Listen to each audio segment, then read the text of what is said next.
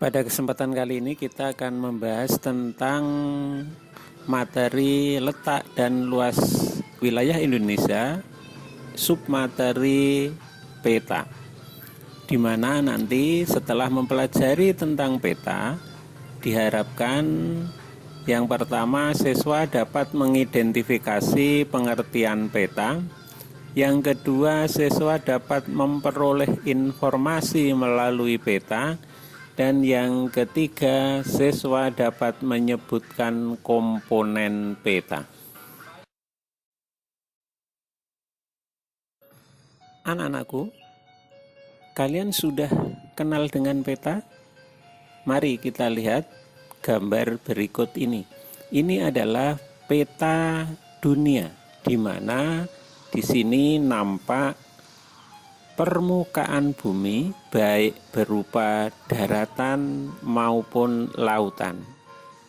Nah, dari gambar ini kira-kira apa yang dinamakan dengan peta itu? Nah, ada yang sudah tahu? Ya, peta adalah gambaran permukaan bumi pada suatu bidang datar yang diperkecil dengan menggunakan skala. Sehingga apabila kita melihat suatu wilayah atau daerah yang dituangkan dalam sebuah gambar bidang datar, maka itu yang namanya peta. Sekarang mari kita lihat apa saja yang harus ada dalam sebuah peta atau komponen peta. Sebuah peta harus memuat yang pertama adalah judul peta, yang kedua skala peta, yang ketiga orientasi peta, yang keempat simbol peta, yang kelima garis koordinat peta, kemudian yang keenam insert peta, yang ketujuh petunjuk arah, kedelapan legenda, dan yang terakhir harus memuat sumber peta. Nah, mari kita lihat satu persatu. Yang pertama adalah judul peta. Judul peta ini menunjukkan isi suatu peta, sehingga peta itu memuat apa saja yang diinginkan oleh pembuat peta, itu akan termaktub dalam judul peta. Biasanya judul peta ini berada di atas. Di sini contohnya misalnya peta sebaran COVID-19 Jawa Timur. Maka peta itu akan memuat seberapa jauh COVID-19 di wilayah Jawa Timur. Kemudian contoh yang kedua adalah peta Provinsi Bali, maka itu memuat kondisi situasi keadaan alam di Pulau Bali. Demikian juga contoh yang ketiga adalah peta Provinsi Daerah Istimewa Yogyakarta. Nah, dari sini manfaat judul adalah kita langsung bisa mengetahui sebenarnya peta itu memuat tentang apa.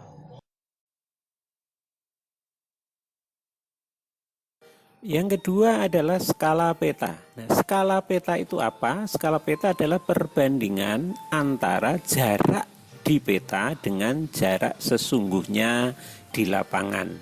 Sehingga kalau sekian kilometer realita di lapangan, nanti berapa harus digambar di peta, itu namanya skala peta. Skala peta ada dua, yaitu skala angka dan skala grafis.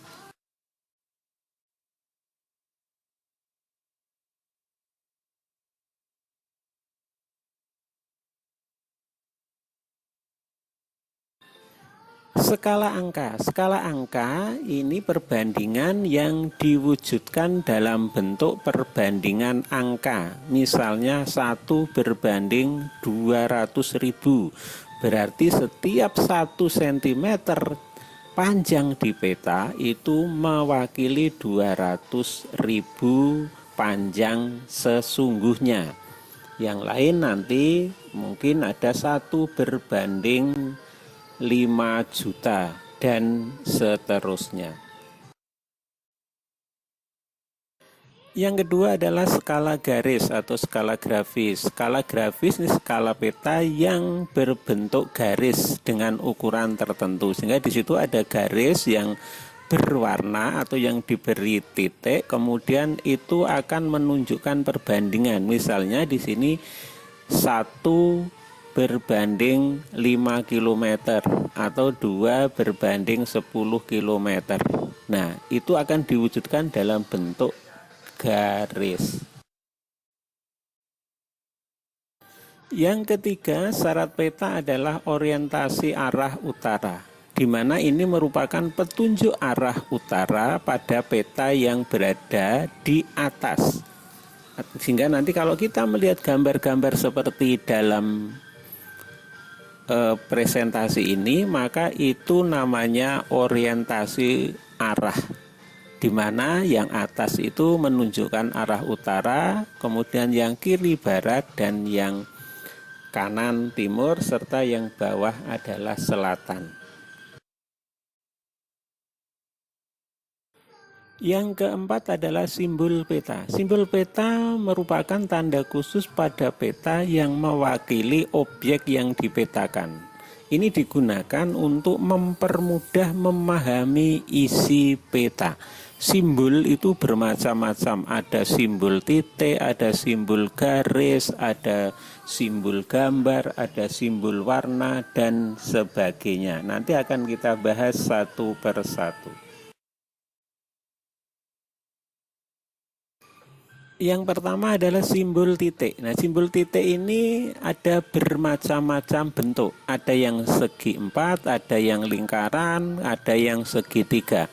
Contohnya kalau segi 4 berwarna merah itu simbol ibu kota negara. Lingkaran di dalamnya merah ibu kota provinsi. Kemudian lingkaran di dalamnya titik hitam ibu kota kabupaten. Lingkaran kecil itu simbol kecamatan. Lingkaran di dalamnya ada jangkar berarti simbol pelabuhan. Lingkaran di dalamnya ada gambar pesawat berarti itu bandar udara. Kemudian ada segitiga berwarna hitam itu gunung api yang sudah mati. Ada juga nanti simbol segitiga berwarna merah itu berarti gunung berapi yang masih aktif. Yang kedua adalah simbol garis. Nah, simbol garis ini ada garis lurus, garis lengkung, ada garis terputus, dan sebagainya. Contohnya kalau garis itu lengkung bercabang-cabang berarti itu simbol sungai. Ada garis, 2 garis, itu simbol jalan raya. 1 garis lurus simbol jalan desa. Kemudian ada juga gambar plus yang berjejer itu berarti batas negara. Kalau plus kemudian min itu batas provinsi, sedangkan kalau garis strip panjang dan kecil maka itu simbol batas wilayah atau daerah. Yang ketiga adalah simbol warna, dimana kalau kita lihat di peta itu nanti ada berwarna-warna yang kita lihat, baik itu yang ada di daratan maupun yang ada di lautan. Mungkin dari warna hijau sampai warna biru, dari warna kuning ada yang sampai oranye dan sebagainya. Simbol warna ini dibagi menjadi 2, yaitu simbol tentang ketinggian wilayah yang nanti dari warna coklat muda sampai coklat tua. Kemudian simbol yang ada di laut ini dari warna hijau sampai warna biru. Ini menunjukkan ketinggian wilayah dan kedalaman lautan. Yang keempat adalah simbol area atau wilayah. Nanti simbol area ini berupa simbol danau, simbol rawa, sawah, batuan kapur, dan mungkin juga ada simbol lain yang sering kita lihat di dalam peta, dan itu semua nanti bisa kita lihat di dalam legenda.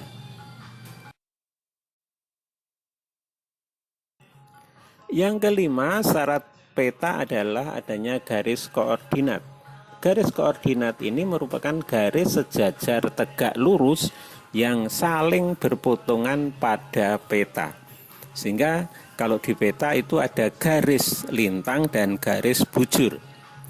Nah, titik perpotongan itu namanya titik koordinat.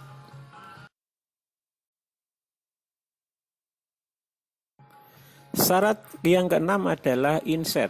Inset itu merupakan peta kecil yang disisipkan dalam sebuah peta dan ini berfungsi untuk memperjelas letak suatu wilayah di dalam peta. Sehingga misalnya peta itu sebenarnya peta di daerah mana, maka agar mempermudah orang memahami, maka nanti akan digambar insetnya. Yang ketujuh adalah legenda. Legenda merupakan keterangan dari simbol-simbol yang merupakan kunci untuk memahami peta. Kalau kita melihat peta, maka nanti di bagian bawah atau di pojok, di bidang datar itu akan ada daftar yang memuat tentang apa saja yang ada di dalam peta itu. Baik itu berupa simbol, baik itu berupa warna, baik itu berupa gambar. Nah, itu yang namanya legenda.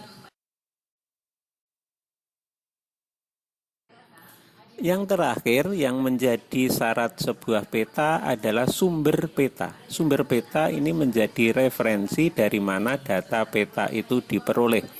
Misalnya sumber peta tentang peta lereng Kecamatan Cepogo. Ini sumbernya dari Bapeda tahun 2002. Nah, dan ini nanti akan menjadi data bagi orang yang melihat peta tersebut. Misalnya kapan peta ini dibuat, oleh siapa, dan seterusnya. Dari diskusi kita tadi, maka kita bisa menyimpulkan yang pertama yang dinamakan peta itu adalah gambar permukaan bumi dalam bidang datar yang diperkecil dengan menggunakan skala. Kemudian dari peta itu kita bisa melihat di mana letak wilayah, ketinggiannya berapa, kemudian sumber daya alamnya apa saja, wilayahnya, konturnya, dan sebagainya.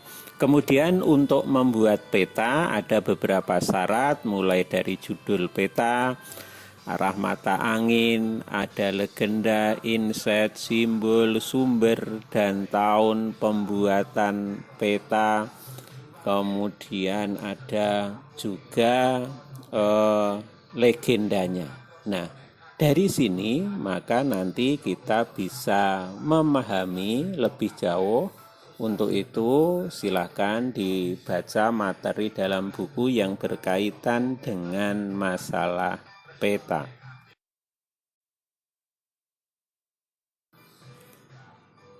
Anak-anakku, maka sampai di sini dulu diskusi kita tentang peta. Dan sekali lagi, mari kita laksanakan pembelajaran ini dengan sebaik mungkin. Dan sampai bertemu di materi berikutnya. Kita akhiri. Wassalamualaikum warahmatullahi wabarakatuh.